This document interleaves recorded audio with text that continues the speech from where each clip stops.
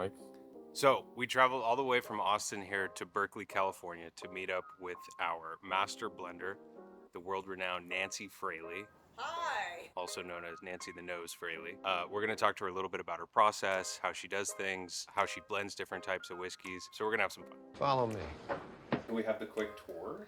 Yeah, absolutely. Okay. We love to see the artist in her natural habitat. Like literally thousands of, Oh my God.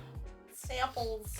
All of this stuff. Look at all those chickens. Everything in a box is a sample. It's insane.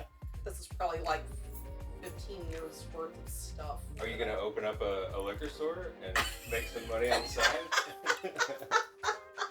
Well, if the world goes to hell in a handbasket, then I'm probably going to open up a little speakeasy down here. I don't know if you guys have seen this.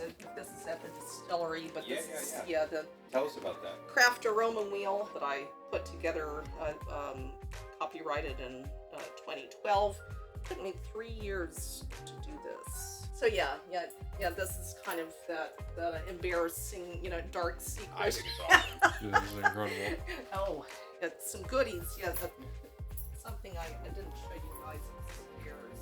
And so I probably have on the order, I'd say maybe 22 basses and guitars right now.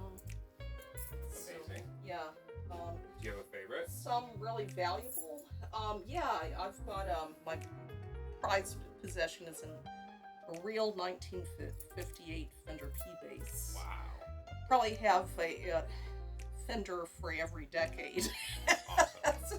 Since they're Maybe you could play for us later? Yeah. I'll do a little bass. Cool. Yeah.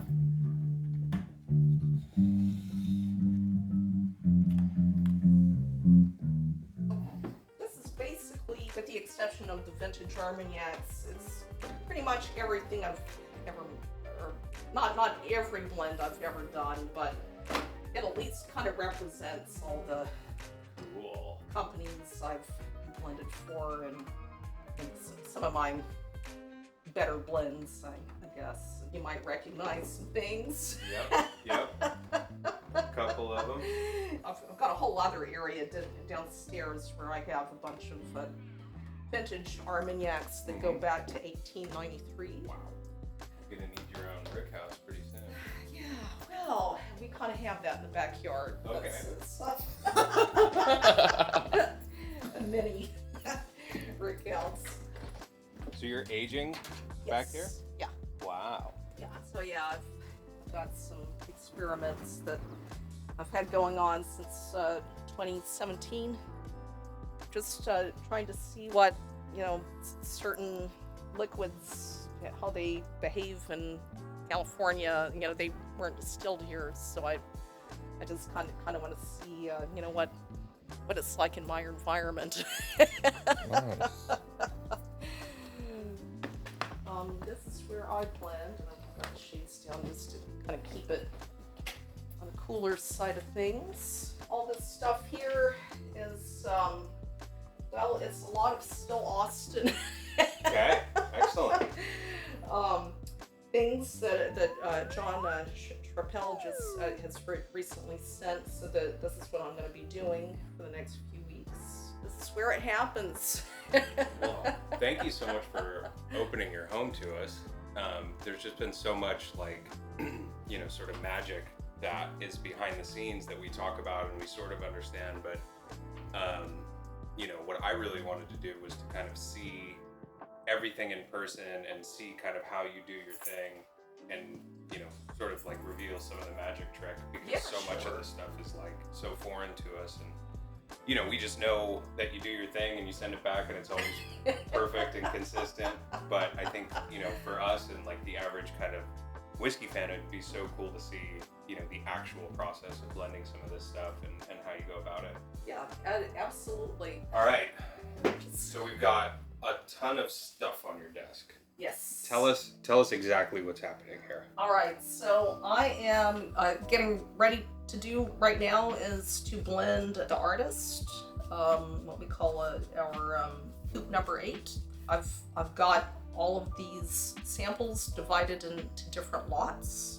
And what I'm going to be doing is to go through each lot, take copious notes of what I find, so I get a sense of what part of the rick house the barrels come from and such. I will start in my mind putting down in pencil where I think the samples are going to fit into the blend. So John sent all of these different samples. Right. Okay, so these come from different barrels in the rick house. Correct. Yes. And each one has a different label on it. Correct. And so what does the label represent? Different places in the warehouse? So what the label represents is the date of distillation and the barrel number.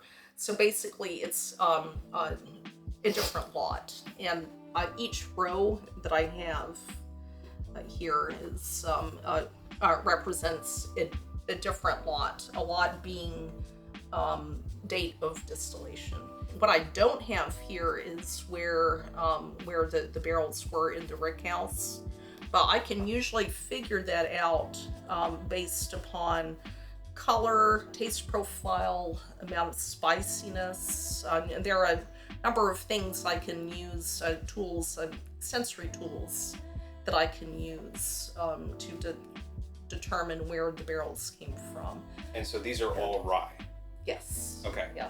That is 100% rye whiskey. And so what we're doing is he's taking all of the different samples of different barrels, sending them to you, and then you're able to sample each one to determine what amount of each barrel to mix together to create a consistent product. Yes. I'm going to use all of the liquid from each barrel. What I don't know right now is exactly how I'm going to assemble these samples. We have certain profiles. It's still lost, and I break it down into A profile, B profile, and C profile. What I find in A profile barrels, those are that's usually the majority of the blends. So you could think of when we're blending, we're trying to kind of build like a pyramid of flavors. So we're trying to build dimension. An A barrel would usually goes at the bottom of this pyramid, and what I'm looking for there is a lot of caramel and vanilla, so a lot of sweetness, but there probably won't be a whole lot of dimension besides that. What I'm looking for next, as we start to build up a blend, is I'm looking for notes that are going to start filling in the holes. Caramel, vanilla, and some spice is interesting, but, well, actually not that interesting by itself. We want a lot more character. That's when I go into what I would categorize as my B barrels. So this profile tends to have a little bit more character, spiciness, for example. Maybe a little, what I think of as darker notes.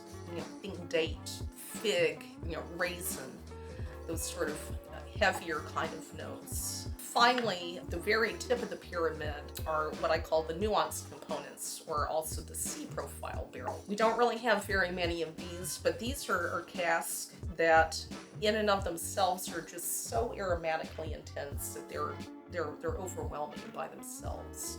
Even as a single barrel, it might be too overwhelming, just out of balance. It has some kind of aromatic intensity that, whether it's spice, smoke, floral, fruitiness, just a very overwhelming. Just a little bit of that in the blend is what wraps everything together. And that's what we're looking for. A batch of 40 barrels, maybe I'll have 1 to 5 of those barrels. I'm never, saying in a 40 barrel blend, I'm never looking for exactly 25 or 30 A barrels or 8 B barrels or 3, 2 C barrels. It's not an exact science, it's art. And that's where the fun comes in. And from there, when I think I have the batches, this will make 2 batches, or what we call coupes. A coupe is it's a fancy French word for a blend prototype. Once I have that figured out, I'll take my graduated cylinders and make up a prototype Awesome. of these, and I'll let that sit for a day and taste it and make sure that I'm on target. If I'm not, then I'll make some very subtle changes until I get exactly where my target is, and that's how I batch whiskey at Still Austin. Well, let's see how it So, goes. all right. Well, we'll start here. We've got some almost 4-year-old rye. It'll be 4 years old this May, on May 20th, actually. Let's see how this tastes.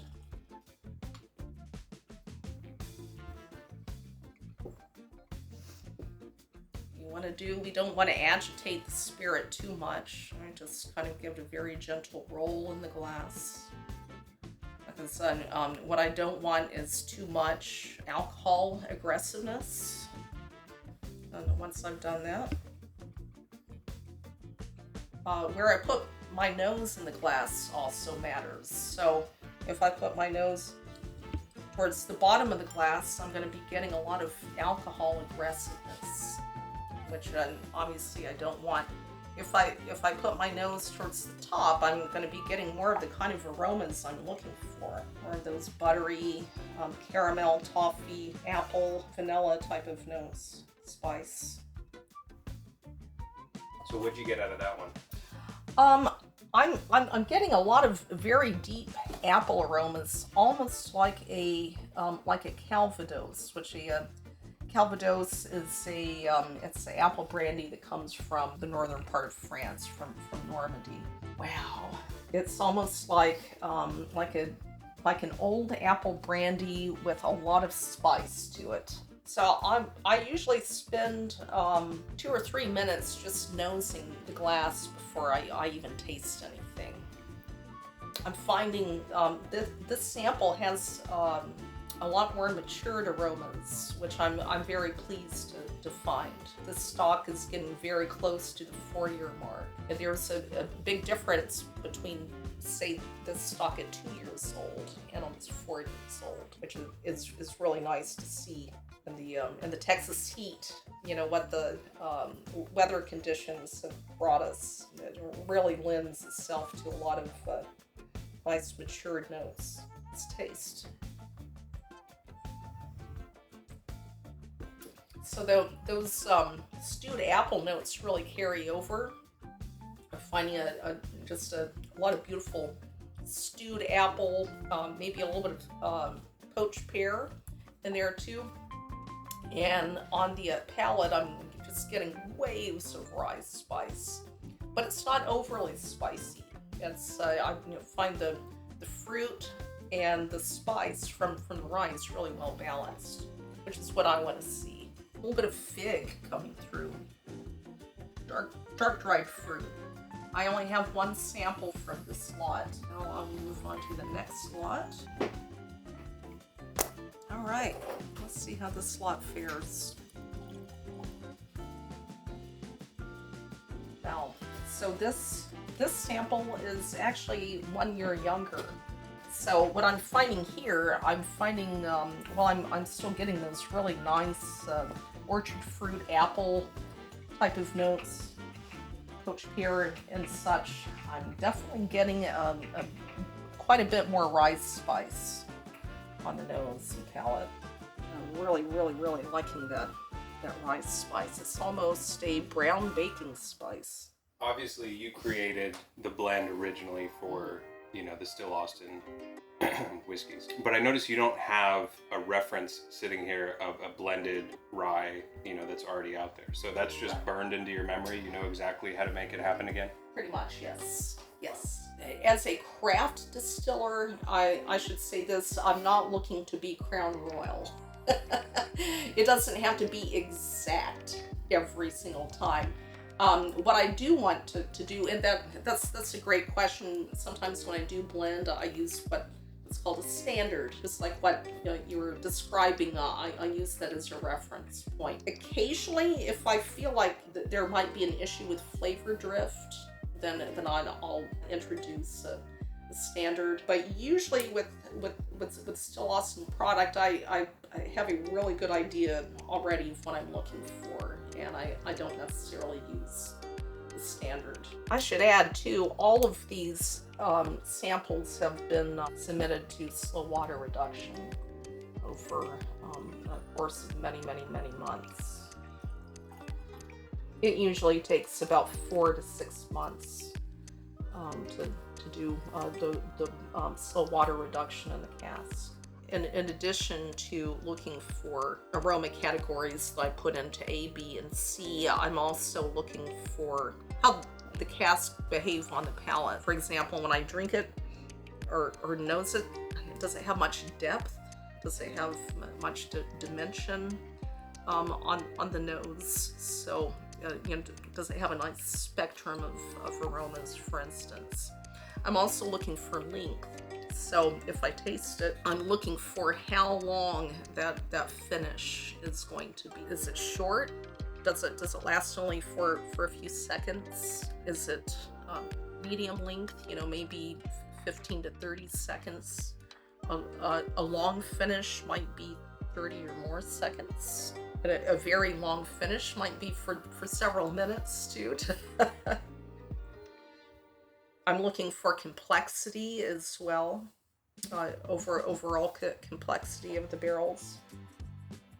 Sometimes when I'm working with cask, I'll find some barrels or some barrel samples that I think are just so uniquely situated and so nice in and of themselves that it would be a travesty to put it into the batch.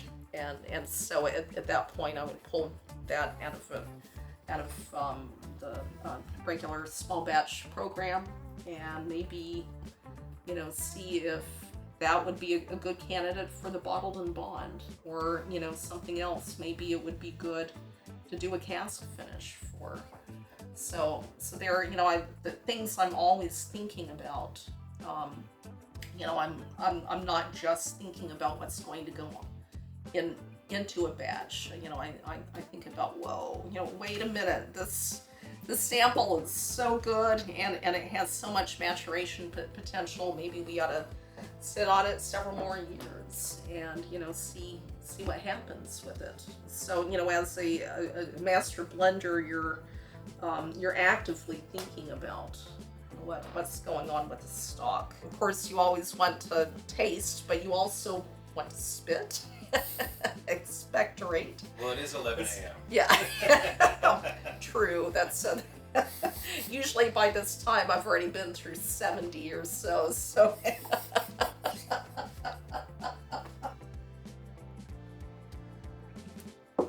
I'll see you later, guys. I'm done for the day. Well.